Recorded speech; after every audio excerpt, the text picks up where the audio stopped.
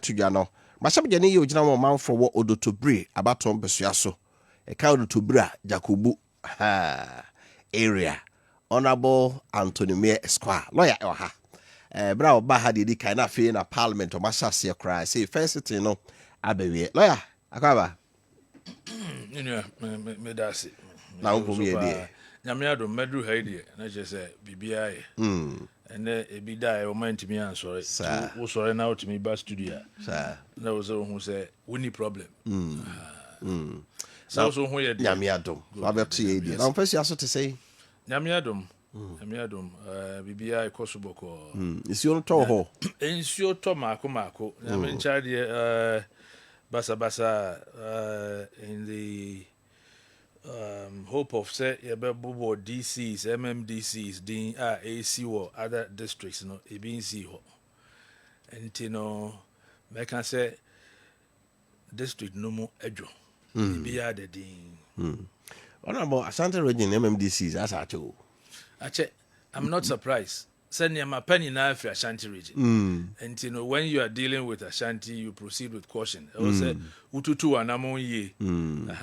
So bad, I am confident that the president will do the right thing. Now, where wapa nipa na where you nipa, ombetimi ababe ye juma, nye nipa, or mo ba abe buga, and now mo be peske gu on bottom.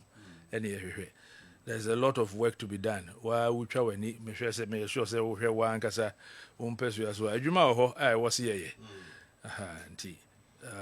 The expectation is very high, and it's a Ashanti region. The acha, you to was here mano.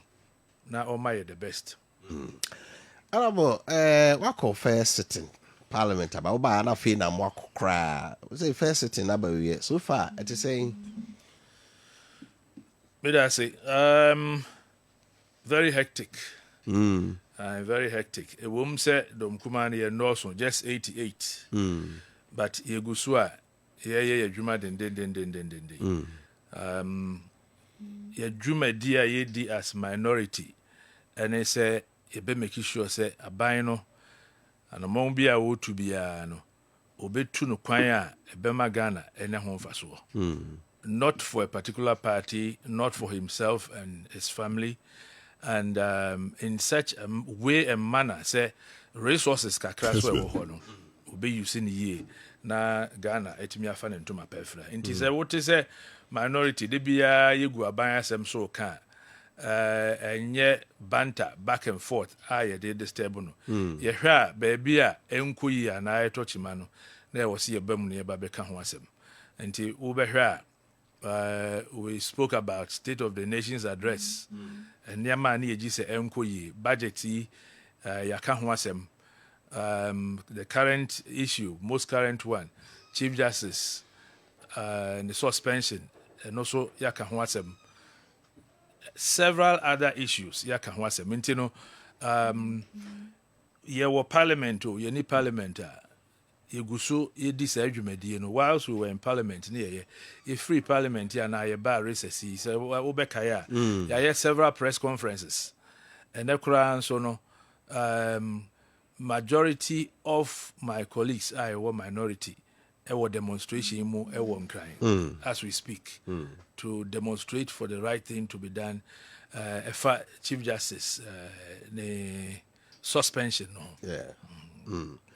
say our numbers some the bufam so ana and I know the ANC that wa utie de ekoso bia wa wani da ho bia no ube hu say the 88 from the very first person to the last person na ubi agina ne na so wo mu ntime mu mfa so abato ne yebeto a ebia ombeka say o mahoden e wo soro senye. But when it comes to debating, when it comes to say nimdie, when it comes to say pre papa ama ye individual constituencies and Ghana as a whole, I know they may sure say BBC.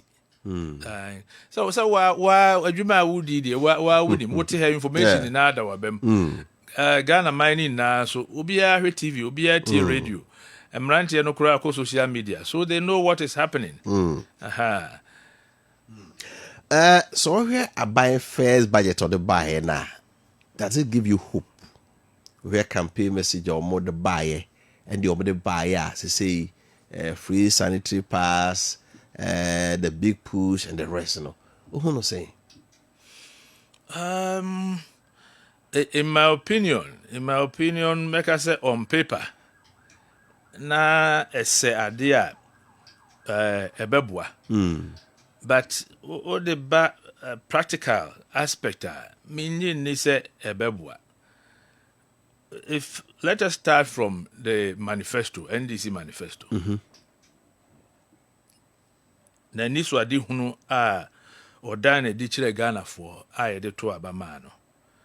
Yɛmfa compare the budget ɔba bɛka yɛ.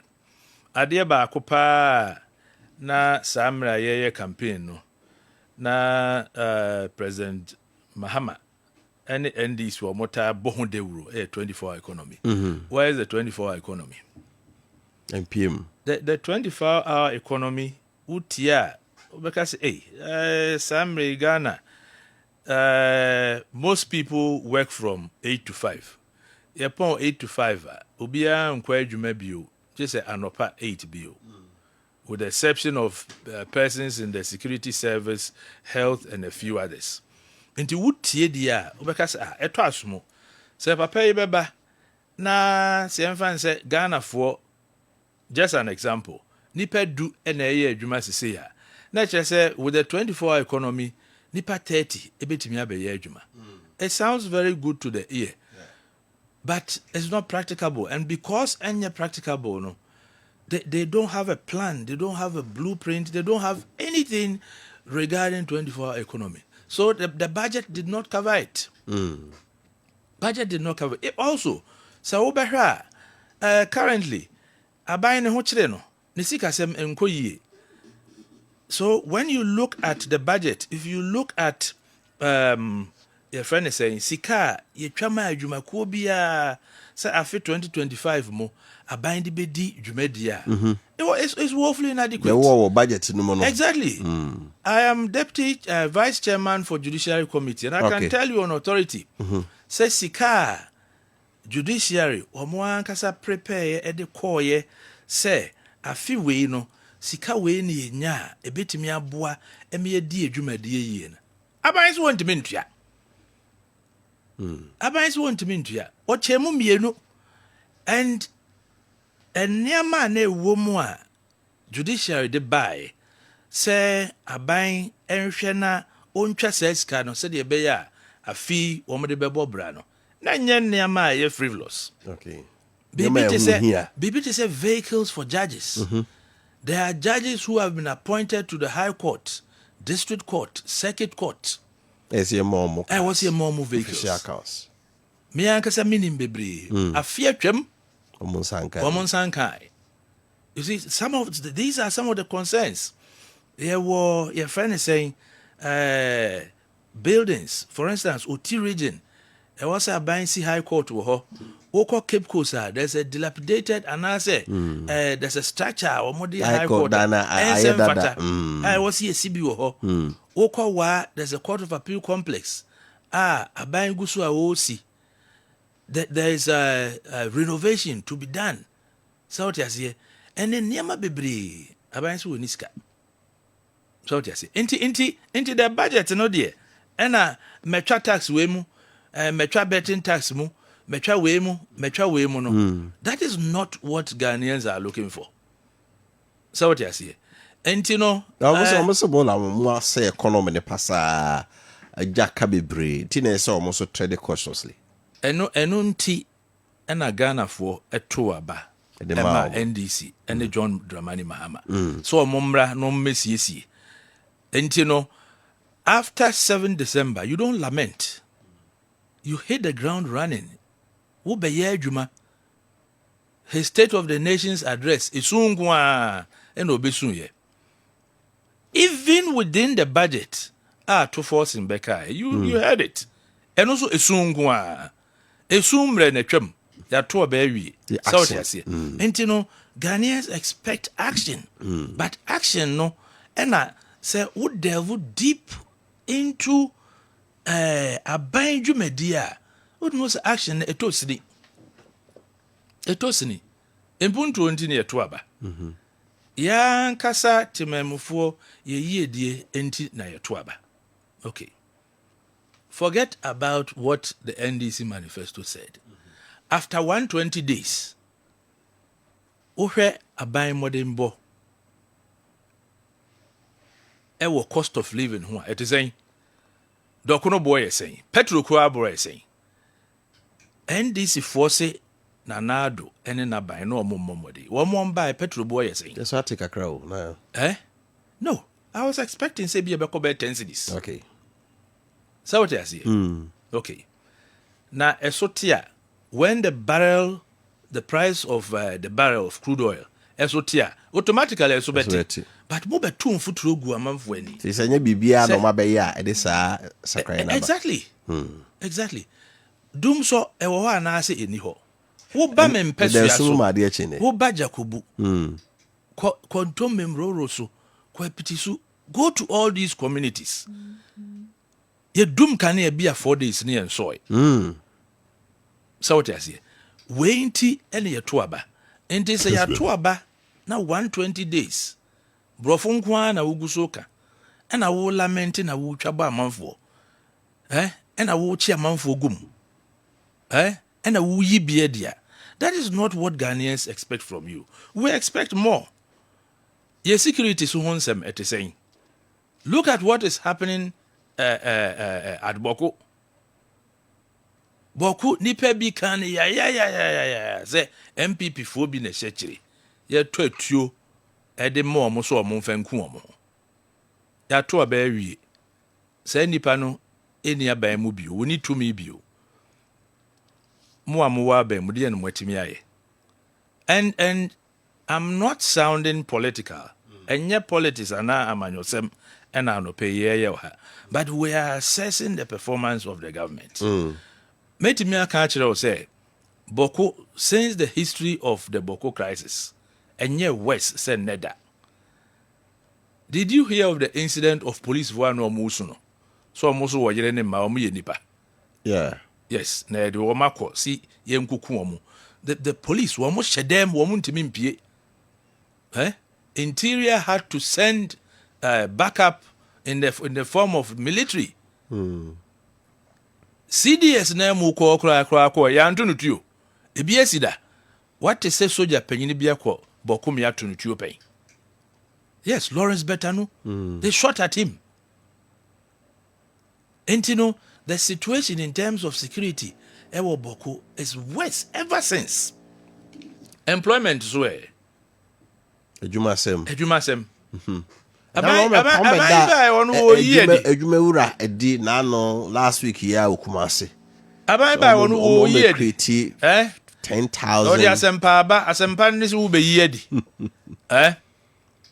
Asempa ni se wo bie nwuma na mrantie nketesia enya adwuma ye. Na wo mo mre nso ye se wo mo be kofi wo mo da so wo adwuma mu so no. Wo ma adwuma koso from. Then the private sector so obiya adwuma be koso from. But that is not the case. We have employment and this. Now let's look at the environment. Galamsey. Wo ma kire se Question aso de hopa. Yes. Wo ma kire kura se wo mo de ensem wo mo ko gina ho mra na wo mo bu nsufin suo tano ofe nsuo we ni ase milo we ni ase coffee nsuo no eni asesa eni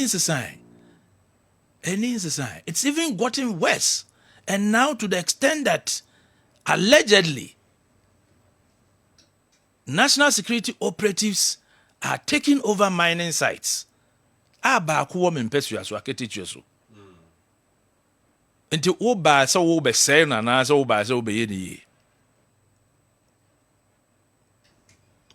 so when would they make there nti enya dia the performance no ekoyie said na make no say ekoyie a enche em se be na wotwe mienu mu ni na US aban issue a level 2 travel advisory wo warning all US citizens say hey Ghana. He said, "Yeah, Ghana, the Ohonye, if you say Bonne, Nuro who dreadie, ɛne sika ye hohoro Ghana ne yedi ho dwuma wokɔ hɔ a asɛm bɛto wokɔ na asɛm to a ɛsɛ wara 4 years ago it wasn't like that wobɔ Ghana din a no biara respect Ghana ɛno nti don't say last week and now last week yes minority in parliament one more press conference catch the aban say he should sit up na nneɛma na touch no a ɛmɛyɛ nya din bɔne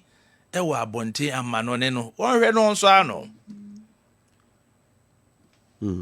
ɛnsɛm a wɔka kyerɛ bi ne sɛ ntimfoɔ dwo sɛ wɔ suspect sɛ nipa bi ɛdui ndubɔne ho dwa ɛwɔ man yi so ontimi nka ho asɛm ontimi nte committee bi a sɛ committee bi nkɔ hwem last week ɛne yɛkye nipa 9 a ɔmayɛ cocaine ɔmo de yaremande ɔmo wɔn a yɛkye wɔn western region ne central region wɔn so kyɛn mmra no allegedly wɔn so kyɛn mmra no now what about container buy a ne yɛsi gold wom counterfeit wom ni na yɛ money laundering deɛ na aban yɛtumi aka afa ho wɔn ka bibia mfa ho enti no wohwɛ performance na aban mɛma no bɛyɛ 50%. Yes. Amampani mama say economy no is on a path of recovery. Also you say the dollar no. You say see the nya hode bono no. Na inflation so ba for more. Bibi a che say niema esisa. Unsa. Menjindi. Ya te dokuno so. Say dokuno no mo de campaign.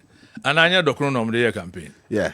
Enti ya te dokuno ye on the dollar ye. Ya te dokuno so a. Say what you say. For the ordinary man okwa adwuma ba ɛwɔ sɛ ɔhwɛ ne yere ne ne mma ɔmbɛdi deɛ ɔmo ato ɔmo 3 square meals then yɛbɛhu sɛ economy no ɛsi ne nan so on the way to recovery. What has been done so far? Nothing. Ɔmo nyɛ bibia amamo ndi ɔmo bu ɔmo de petrol gu ɔmo V8 mo okwa adwuma ba to kwan foreign trips ɔmo bu but ɛsunsunso anso a yɛpɛ wɔ man mu no yɛnhui ɛno bi no kyerɛ sɛ dollar no ba fam a ɛbɛma nneɛma yɛ kraba de boa ba fam ɛbɛma exchange rate na ayɛ saa nti fuel buo nyinaa bɛba fam nti ahyɛ aseɛ the trickling down effect dollar no sɛ sɛ wɔbɛyɛ 14 ne kakra 14.6 yeah. Yes. What significant effect ɛna 14.6 no ɛde abrɛ adwadifoɔ anaasɛ Ghana man or even the government sector? Have they been able to point out, say, dollar no abeduru say no, enti no say, bɛmɛ yɛtumi ato akatuam, bɛmɛ yɛtumi ayɛ more roads, ana sɛ bɛmɛ yɛtumi atu anamɔn bi ana yɛ take action bi a ɛbɛ benefit the ordinary Ghanaian? No. If senka aba fam esunsunso anso no, ɛyɛ very obvious, very clear. Ghanaians filia. Ya ne beka ya ne bebo na ba so.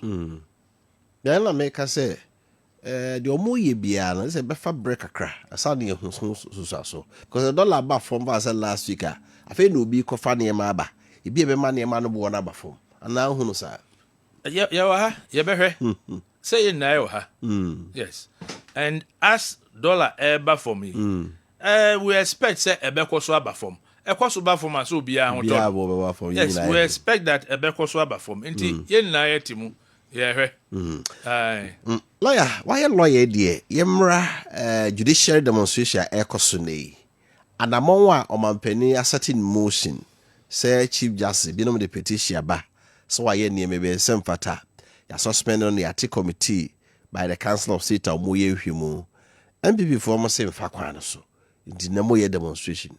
Be said there be constitutional process na ekro no nti mu yenya na enko ne hwe de besi what can say me da say on this issue ye bedi ho nkomo na de o si ye hu ne say say a committee has been set up e was o mo hwehwe allegations no mo de o mo mu aye eba. And you know, the commentary or the discussion, no, any discussion, was a Kwasem no more kind. ɛkɔ asɛm no a wɔn bɛka no mu ɛsɛ na yɛagye wɔn adwuma ayɛ sɛ wɔte aseɛ but then mmara no makwan sɛ yɛbɛka ho asɛm sɛ biribi sei no ɛbɛboa Ghana anaa ɛmmoa Ghana ɛmmoa Ghana sɛ wɔte aseɛ ɛnyɛ dɔm kuma anaa minority ho nkoa ɛna ɛkɔ demonstration anaa a disagree several people several bodies agencies have condemned it wohwɛ a Ghana Bar Association media conference wɔn kɔɛ wɔn condemn a friend is saying organized labor May 1st May Day wɔn so condemn minority condemn other political parties are condemned even Catholic bishops have condemned it about 2 Sundays ago I was there myself. Yes, the Archbishop of Accra, Kofi, Onoaneka, I was say, Enkoyi, so what I say. Entino, enye nipa ba ko penaka, nipa bebre naka. Na adikrunti ya ubia can say. Yes, say, the system of government, governing na. There's the executive side. Jubilee House for the then there's also the legislature parliament. Now the tosomiensa judiciary free Supreme Court no ba be district court. What constitution ye wona constitution ne say wo mu dwumadi a wo mu di no judiciary no eni se ehu bitimi bɔ mo ana obitimi control mo se da bi mo nsɛm ka no mo bɛka amana favor we mu ana se mo nka ne sei ana mo bɛka ne saa they have to be independent into where constitution na baby bia constitution no a guarantee the independence of the judiciary even to the extent that my minister where the budget ka was a judiciary budget baby o de ba na akɔ aban mu na aban a kyerɛ sɛ e friend say metwa mu say judiciary budget one of the budgets aban wuntimi fa honso anka yes in the constitution okay wo ba na wo say afi we ye be use one cedi the only thing the constitution allows the government to do is to add a commentary to it. Usika usi wuhiane de also dema. And the it goes back to the independence of the judiciary. Sure. Sanya beya market ya enemy benefits sem wonye completely in charge of it na mihia waka so okay wanye say amemfa ma ana okay afidi wa ye ntimema o mo ntino. Constitution ne say aban eni say wo mu. Ubetimi atworo commentary akyerɛ sɛ o ebia samre die sika ni ho ana sika ho but you cannot say that budget no obete so no buy makwan sa in the same way is there now okay is on budget buy a che mu mi no why did I didn't buy it me yes buy niska interesting buy ho chere do niska in the same way say for their tenure say oh yeah juma say oh yeah judge otimwani the only time ebetimi o tenure no yaka ho asem they say why ye bibia ensem fata competence and say why ye bibi boni bi so what you say and you know at all times any other time wo ye wadwuma na petitions yi ebaaye no the petitioners o ma van to dwa aban van to dwa but it's in the public domain obi e ho bi the content of the petitions any ekwan ade no enama ekọ say there's been a prima facie case enko committee ho na committee for enso nhwehwe mu no mo nhwe say chief justice was here twina so ana ye ntwina so any the suspension of the chief justice and the say the entire movie it's a movie it's in no movie the entire thing that is being played out no enya de a ebeboa Ghana because enkwankwankwankwa ye democracy no ene ye say no na democracy no so say de a ene ye na ye koya na ase ye bai so what ase we ni na ekoso no de wo say ye hu ana ye te ase ne say enye Ghana nko ana Africa nko ena wo mo hwe ana wo mo tie de ekoso the entire world we are here for na obi ahwe now we are do we expect to say investors beba so what you say we are investor na fan say we free Togo we free Germany we free US we Ghana we dey usika eba be di dwumadi we ha we beba no we ofa bi ni ha na we nim na na bia no akoka bia ma so what you say you are a complete stranger. It is only the judicial system, the judiciary, you know, and a bit me ama investors enya confidence. Oh, how do you make call? Na bibia nko ya me sorry call to kura me nim say ombe kama se mama me. But then when everything ye done no in such a way that ye bet me ede yan kasa yan krofo akwa hihye mu dia, then it's wrong. It is very, very wrong. Now say Chief Justice issue no. At the crossuntia, nipa bebre. Aye uncomfortable with it. Aye the utterances of one NDC chairman Esiedun Ketia and two President Mahama in the course of the campaign. Okay. Some uba mobe reset. Ena a friend say NDC lawyers. E was some way ready. Na yesu ye kwa party ye nkrofo egu judiciary. Mahama said it. The video is there. Now, what they are going to be say, a campaign. Now, what can some infant and some fata say? Now, we na ube di president. Na resetting Bonnie be to say air koswa. Other than nipa being called demonstration. So, what did the major say? One more kaya to the extent that ombe reset it, ako easy na. And ya no de here. And a Ghana for everywhere. The Yebedi say, go to my constituency, go and look at the roads. Munchamani Marona Mmieh Quino, Mumbe reset or Quino. South Yasia. Ha. Go and look at the forests. I want my constituency. I Mwan Casamon Crawford at Tiesimua or Moody. And on a Mumbe reset. Gamze. Yes. What Tiesim? Na me bo. I can't tell so your friend is saying.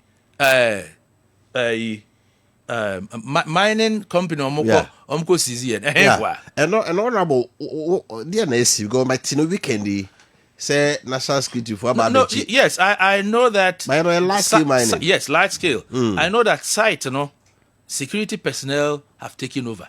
Okay, but I'm yet to go into it, and whoever is behind this one year ready, because ye ni buga world no more. We are not in 92. We are not in the Rawlings era. So what you say? We are in the Fourth Republic. Ya kwa batu also. Emma Ghana for womu nyanse muno. Woma tuaba ama John Dramani Mahama. So omra mebu mine. Ya nkase obia mra me supervising semone ewo mainum. And within my constituency ana me mpesu aso de. Mempene Ebeka Krebeshas ye be body, me tisa wo me body, I will come there with the media. We will chase you out. So what you say? The very thing that you spoke against.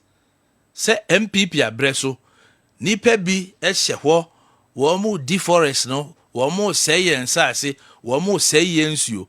Na debi ya kakurana, we forget about the hard metals. Yeah, cancer and sasinum.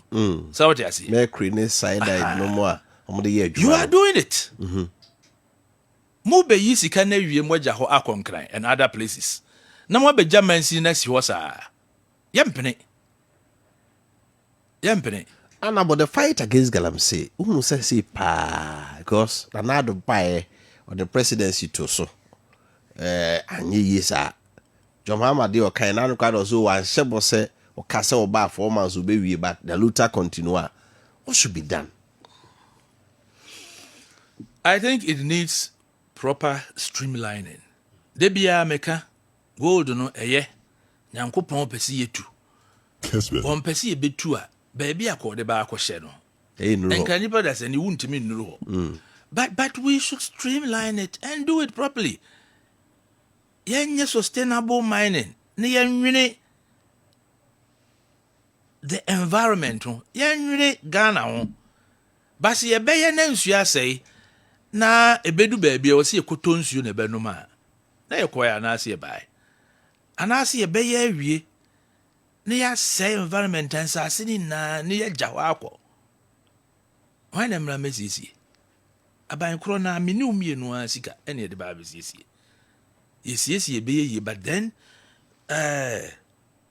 immediately wontumi nnua biribiara wɔ so nsuo no deɛ there are rivers and streams that are dying ebi mflow sɛdeɛ ɛwɔ sɛ flow no ɛna nsuo the level of water a ɛwɔ mu ate kɔ fam all because of this canker. Okay. And you know the solution is that you streamline it, do proper registration. Yes, I will be using or party at the abe register abe twitwa amanfo license mu na wasesa a friends a party foot soldiers akwa akogum so omunye adwuma obiya busuam wɔn bɛdidi south asie enti no the streamlining would mean that waba no obi wɔ mu a yɛhwɛ nkrataa no yɛhwɛ nkrataa no ebi na ɛwɔ sɛ wokɔyɛ bɛsɔ so na wotumi yɛ sustainable mining why then also as people are mining do they pay tax obanyi when we say GRA wo makɔ mining site bi akɔgye tax na Wenya obi da. and so Koroma Hill na correct tax assessment a GRA de brɛ Ɛne adum. ɛne adum wa anya wo yele to ametua pɛ na wo nso wo matu wo car na de bɛkye wo bɛba na padlock da no. Yeah. Have they ever been to any mining site where they make the most money? Honest canoe. So streamlining it would also include say abayano ede nneɛma egu akwan mu in such a way that wobɛyɛ w'adwuma wobɛyɛ ne pɛpɛɛpɛ metoɔ so ɛwɔ sɛ wotua ma me whether wobɛtua no in the form of gold megye whether wobɛtua your friend is saying in cash megye. I have seen a copy of the gold board your friend is saying bill. That is one thing that is missing from it. Say no ohra gold huns and semni na gold board never can want them. On the here na ne say or say utu ameji. They should go down to baby aye to no. Na buying and say timia kanisika. You see, one reason why a buying entimi CSC Ghana and they say a twa no. It's what a twa agent is pa. Why would them a jumadi or cost roba from a buying beji? Say public servants or catch you by the buying pen no what. So what you see. But baby asika kesi any free band. And it is not for me to tell the government say na and nothing away are buying. I will tell you, I will suggest to you that this law be ira woman, but then you should be able to figure it out. So what you see. And if we don't streamline it according to senior was here no. Now I say the politics but small scale mine. I don't like the word girl I'm saying. Small scale mining more. You better say bibia. So what you see. The young man yourself ma intimi nko ye nim da. No, yourself no de. Ye wo baby aye no. I think that in the course of campaign and there was a young man yourself. Ye to abawi a any see a young man yourself. But honorable, so now okay. Yes, a party be about power more bemufo na. Enema the fight against Galamsey in Nkoso. Because we free wa na NDC ba among crofo agi Galamsey ne ye. Almost kona mo ba the same thing. If it has happened in the past, you're unfortunate. Okay. But ye na yen hwe ensunsanso a ede bregana. Enti aban e wo se otisi fom na oye de se de fata. Me de se aban se ogu no de. No, because already wo buy kra won fa adwuma mai. So what you say? Oba e kura no wasan be yi nipa ni bi adi. Nti wo se wo gu no dia e be ha adwene. A lot of the people in my constituency adwuma omo ye didie no. Nti yen streamline no. Wo mo ntimi nye omo adwuma, wo mo nye ne yie. Na eto a e wo ho no. Wo mo ntimi ntua to no. Na ho ma so mai. Amansia Central. Adwuma ben pa ne ho. Kane no na ekua. Say the aba be kan ho. Ekua no maja ye.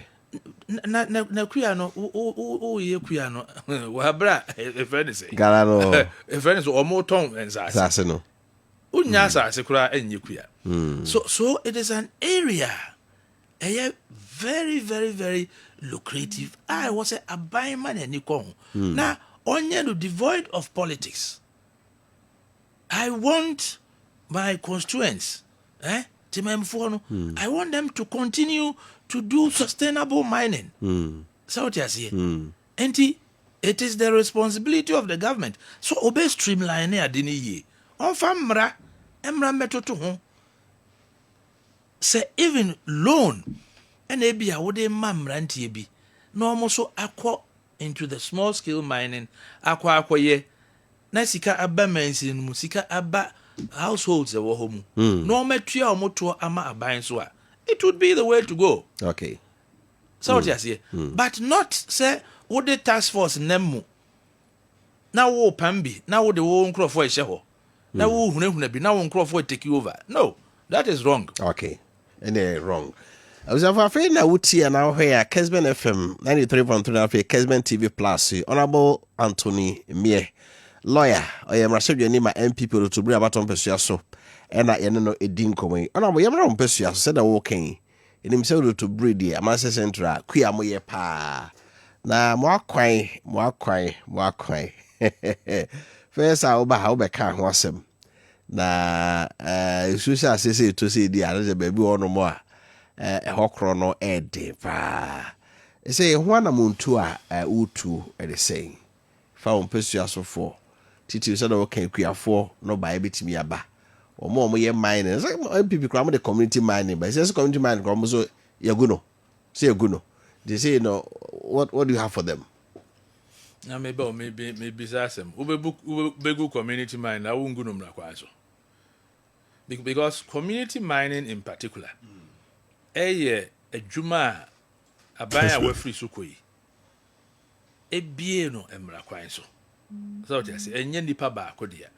And baby abekubia ye community mining no emra no won hyehyeye a e wo se mining no wo ye no emra kwan so what you say enti ansa na aban dada no emre mu no oba be bie community mining ama no na we di mrani na so ansa na wa be bie what you say enti no say community mining enya dia say bibi ewo district num ana constituency num ugu no say ana ugu no wabefa me unsa say nyama nyosemi ya obi aba na ono ne nkrofo so bedidi bi ana tebi asa na parties no motaye no ntra yo nti ubisa asem na ubisa say yakwan ho asem say na eko contractors no more site yakwan na de ho asem enkoyi enti no ache be bosumi mienu kura ene famuni na mebisa road minister. In fact, me throw question command. So omra no mebu akwan no ho akonta. Baba ma any can quote your statement I will make you on the floor of parliament ewo community mining hono na emra. Yenti de okay. Question number 59. Standing in the name of Honorable Anthony Mmieh, Odotobri Member of Parliament. Kessben. Thank you, Right Honorable Speaker.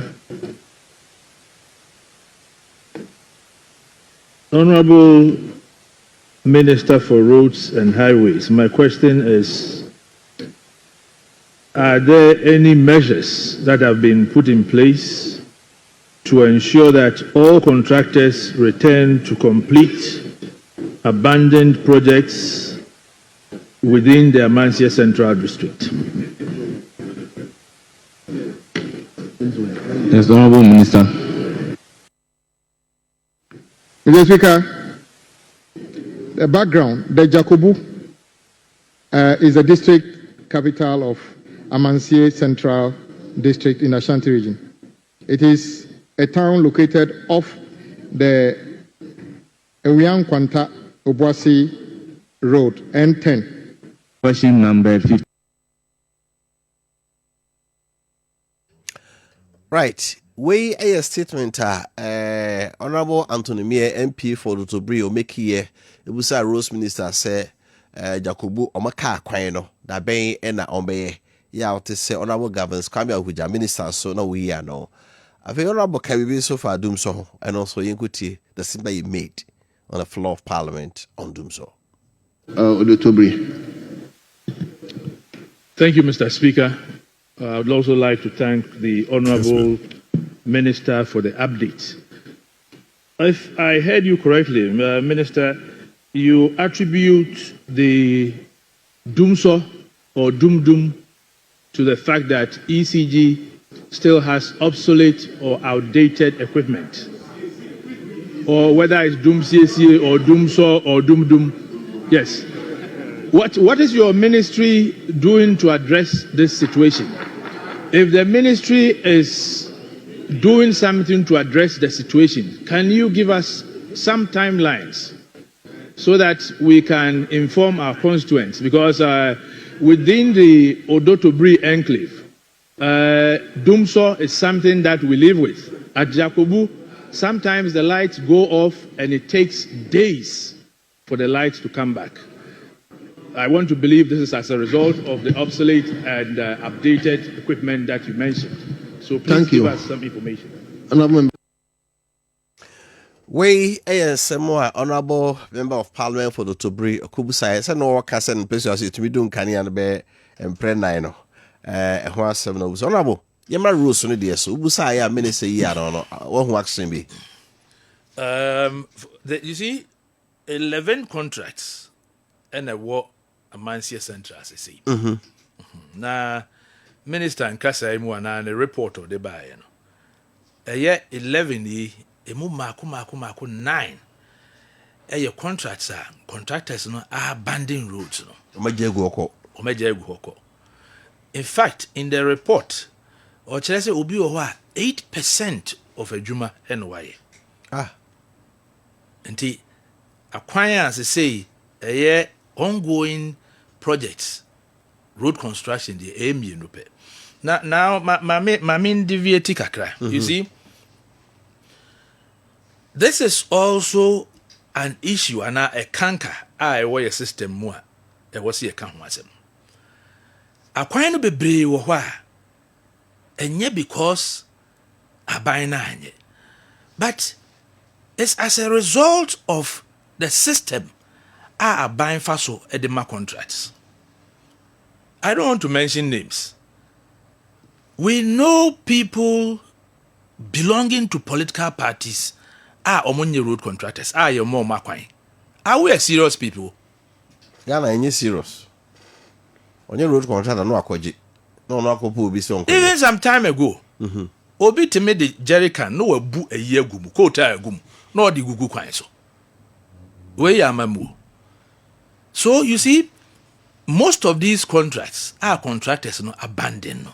It's as a result of some of these things. Now what is it? Yama a friend say Joe shop and now Atachi a kwama weja to our anyeda. And now kufi job.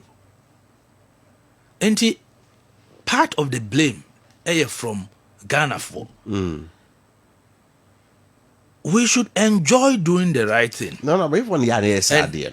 Because we need capacity to do it. There be sir or a party ni. Ebi a we timi atonyom ana wa contribute sika bi ana say we gina campaign bi mu ma abayaba enti e was your reward no.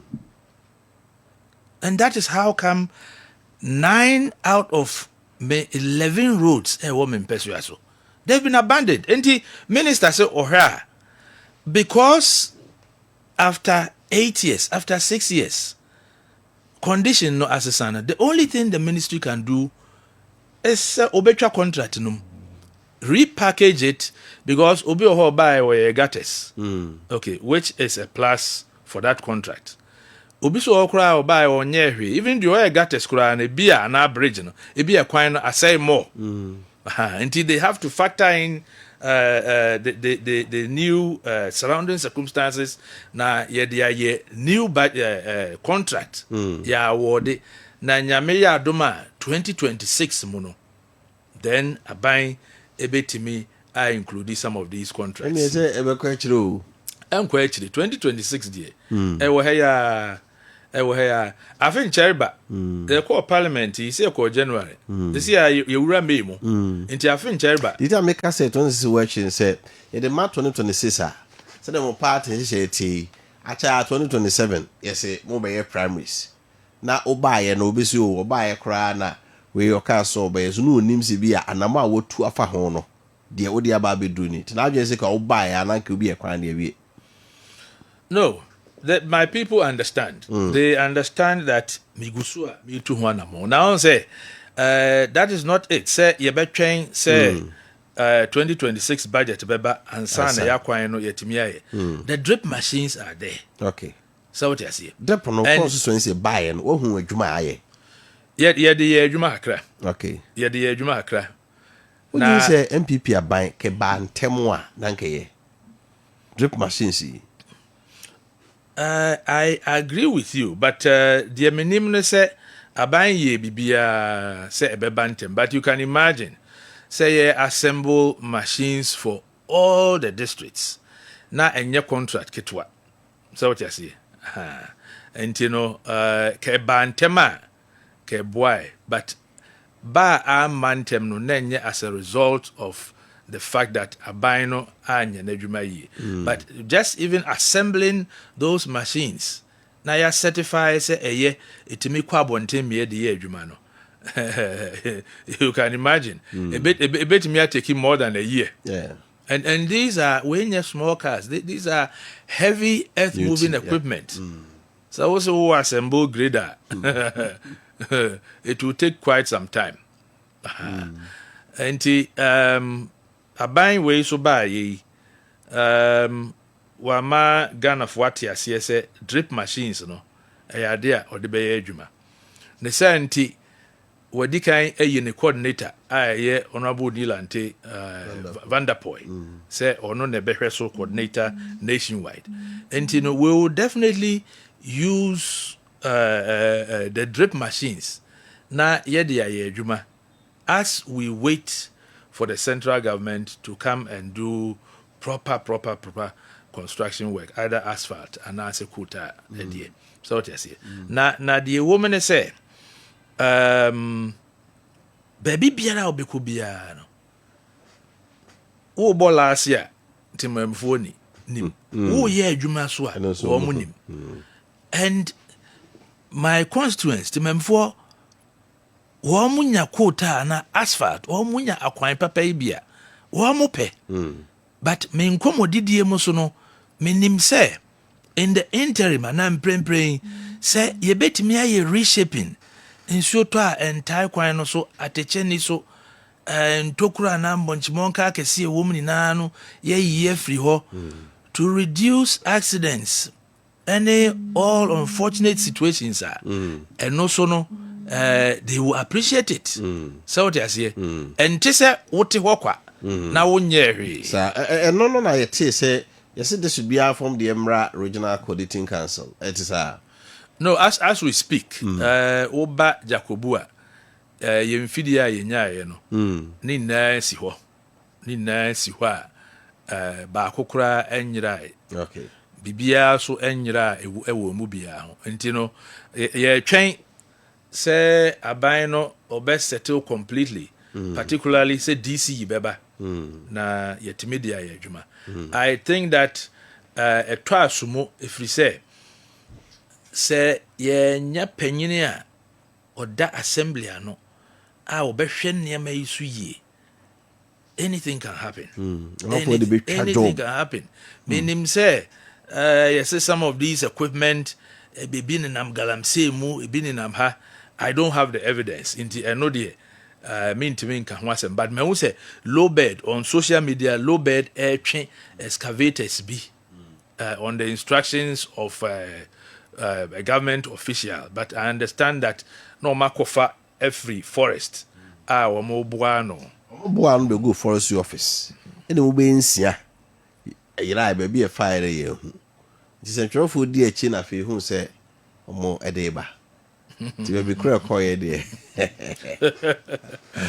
arabo akwai no dan chen ya mo pesu aso for what other thing na hu se so tackle mo a o ma de beje pa yo me de se wa mama kwanya se menka we wo afidie so na obi a wo tie bia no a opese obeso yasene bia no wetimi aboa no that's it eniama ye hia de edoso me district one of the biggest districts wo Asantemam okay ye ne bekwai ebohye ne fomna bohye ne oboase ebohye ene dunkwa ebohye ene manso kwanta so ebohye nti esun ye pa nti eniama ye hia doso in terms of education ye hia classroom blocks ye hia washrooms you hear proper drinking water for the schools. You hear adia ba kwa na say metipa my imagine say metu ho anamo teachers quarters. On say some of the communities were chire kakra. Entino were chire sa na obekọ ofani ho maami ni ho wenya accommodation. The posting ko hwe hwa na wada nani na wa pebe before frafa kwa ma bio so what you see and the teachers quarters and as bungalows no there here pa a lot of communities asha see to one among and the necessary assistance ye betimi so in the course of say me share me campaign me thank you to ya see why betimi dia boa o mo no so ye dey boa mo and I always tell them who did Jumedia, a waseka, a buying and edi. But community no, more kasa, more kakra, was a kamodi kufi, kohemurian, mana mu use here. It is then my responsibility as member of parliament. Say me ba me so asini, kopim say, ye be this edumano, e be now the facility correct, no whether a friend is saying a chips compound and I say a school dino. Timi edi ni dwumedi said ye was a edi we in terms of education ye here infrastructure papa in my own small way I am assisting ye tunes you we are providing assistance in the form of cement in the form of roofing sheets ye there my communities are wo ankasa afa to omo so say omo bedi dwumadi etisi at the right time I won't sell my ideas here there are your friend is saying akwanya bebre so a ye fa so na yetimi aba be ye bia eno de ye new see community and atemem for ahoden and our resources nti eno so enam kwan so eba that is education we education free where communication several places munya service must no communication must ebiniho through my initiative be contest and ye contest we no yes bebre uko hia mpenika ebi ho uko hia ya ebi ho kwa brochire ebi ho we num ni na no ye to abawie ya na ye na the difficulty now, and I intend to sit down with the minister to find out, say, a quite bang near best of our problem. See, the difficulty is the activation. Okay. Yes, he must never, and so say, be ye, ye be chatum, na communication etimia ye juma, and only a seven. And also no, I'm in the process. Maybe be to one or more. We no free where Enkania Enkania hunsem hard communities say Oh, we have over 216. Hey, And also, nkrom mako ahanu ni dunsia. And also, pa. Ebi die nra duanan o. And me yonko baako your friend is actually Makwa. Maybe that or say also how you think I'm saying I won't cross 68. I'm 68. And you Mo miensa. Die mo miensa no nya ba. 216. Which be the moon na ya. No nya baako. Ai. Nti nkane no so no. Ade a ho asem ha adwene. Fortunately, me wo energy committee so. And you know, me hwena yet to anamon ewie existing projects are the ongoing projects. To say high tension in free man 9, 18. We call baby to say be potenting electoral areas so you hear transformers. You hear meters.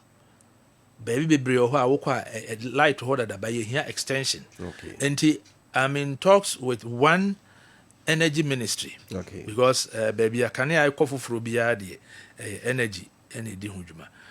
My uncle ne enye every 3 weeks. Okay. Also wo per buy dia. Wo bre o dia dia free buy ho wo bre pa.